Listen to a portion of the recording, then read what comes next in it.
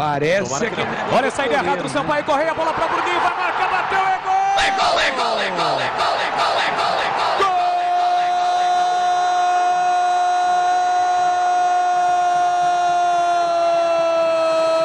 Gol do Bugre!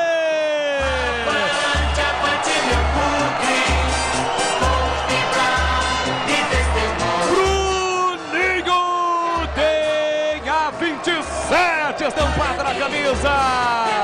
No recuo mal executado pelo zagueirão do time do Sampaio Correia. Ele tentou recuar de cabeça para o goleiro, a bola foi curta. Bruninho atento, lépido, inteligente, acompanhando.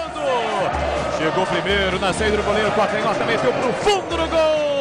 O Bugrão abriu o placar logo cedo no brinco para fazer a festa da galera bugrina. Gol do Guarani, gol de Bruninho. O Guarani sai na frente. Verde e branco são as cores da paixão. Verde e branco, as cores do Bugrão. Bruninho é gol do Guarani no brinco. No comecinho do jogo, na marca de 4 minutos de bola rolando do primeiro tempo. Solte grito, grite comigo, nação bugrina. Tá registrado no brinco.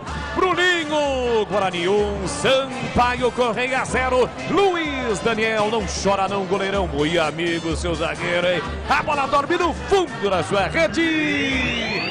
E o detalhe do gol, esse presentaço pro Bruninho, que não perdoou, colocou lá dentro o Vladimir Catarino. Já no clima de Dia das Mães, né? Troca de presentes, porque a bola estava totalmente dominada pela defesa do Sampaio Correia.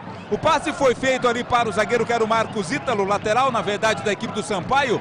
E ele tentou ajeitar de cabeça, recuar de cabeça para o Luiz Daniel pegar com as mãos. Mas a bola foi muito curta, o Bruninho esperto, roubou, avançou, entrou na área e na saída do goleiro tocou o mansinho para o fundo das redes. Primeiro gol do jogo, quinto dele na temporada. O Guarani está na frente 1-0.